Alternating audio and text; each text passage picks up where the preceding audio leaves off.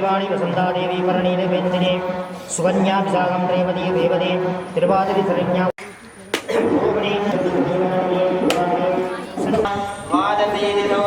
நட்சத்திரயுக்த சிவ சிவ சம்போர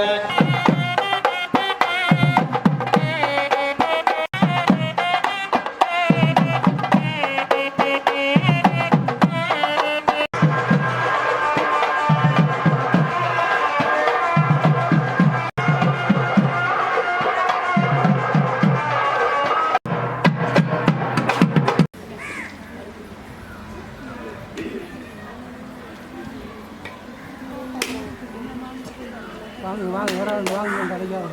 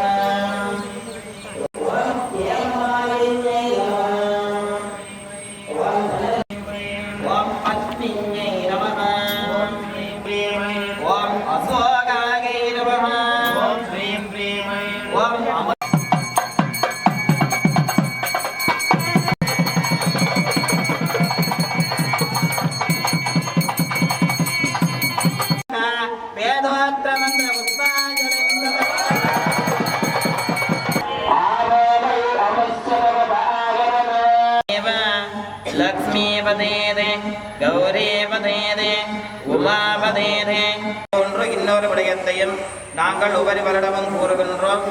அதை பெண்கள், குறிப்பாக பெண்கள் செவிமடுப்பதாக இல்லை. பெண்கள் தலைவிதி மூலமாகத்தான் வருகின்றார்கள். நாங்கள் கடந்த காலத்திலே கூட சொல்லுகின்றோம், தலைவிதி மூலமாக வராதீர்கள்.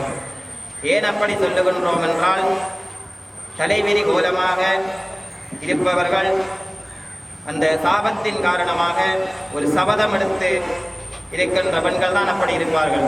அதே மாதிரி பாஞ்சாலி துஞ்சாதரனின் அந்த குருதியை தண்ட கேசத்தில் பூசினவர்கள் தான் தண்ட கூந்தல முடிவேன் என்று விரித்து விட்டாகும். அனைவருக்கும் தெரியும், பாற்கடலை கடைந்தார்கள் தேவர்களும் அசுரர்களும். அவ்வாறு கடையும் பொழுதோ முதலாவது வந்தது காலகால விஷம். அதனை சிவபெருமான் ஏற்றுக்கொண்டார். அடுத்ததாக அனைவருக்கும் தெரியாத ஒரு விடயம், நிறைய பேருக்கு தெரிஞ்சிருக்கும், சில பேருக்கு தெரிஞ்சிருக்கும், நிறைய பேருக்கு தெரியாமல் இருக்கும். ஸ்ரீதேவி பாரதத்துக்கு முதல் நாள் வந்தவர். அவன் பாற்கடலில் தான் வந்தவர். அதான் மூதேவி. மூதேவிக்கு தலையை பிரித்து கொண்டிருக்கிறார்கள் தானே பிடிக்குமா முறையில்.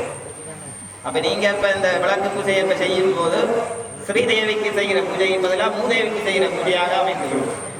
அதன் காரணமாகத்தான் நாங்கள் திருப்பி கூறுகிறோம் ஒருவரிடம், தலைவிதி மூலமாக வராதீர்கள். இதன் பின்பாவது திருத்திக் கொள்ளுமாறு மிகவும் தாழ்மையுடன் கேட்டுக்கொள்கிறோம். ஒரு ஆலயத்திலே ஒரு தலைமுடி விழுமானால் அன்றைய தினம் 30 முக்கோடி தேவர்களுக்கும் சாப்பாடு இல்லையா? அப்போ நீங்கள் எவ்வளோ பெரிய பாவத்தை செய்கிறீங்க என்று பாருங்க. நீங்கள் தலையை விரிச்சு கொண்டு வரக்கூட உங்களுக்கு தெரியாமலே ஒரு தலைமுடி கோயில் வாசல்ல விழுந்தா கூடி கோயில் எல்லையில விழுந்தா கூடி அன்றைய தினம் இறைவனுக்கும் சாப்பாடு இல்லை, 30 முக்கோடி தேவர்களுக்கும் சாப்பாடு இல்லை. அப்ப உங்களை அறியாமலே நிறைய பாவத்தை செய்றீங்க. அப்ப அடுத்தடுத்த வருடங்களையாவது இந்த தவறுகளை விடாமல் திருத்திக் கொண்டு இந்த பூஜையிலே கலந்து கொண்டு வரலட்சுமி தேவியின் அருளை முழுமையாக பெற்றுக்கொள்ளுமாறு கேட்டுக்கொள்கிறோம்.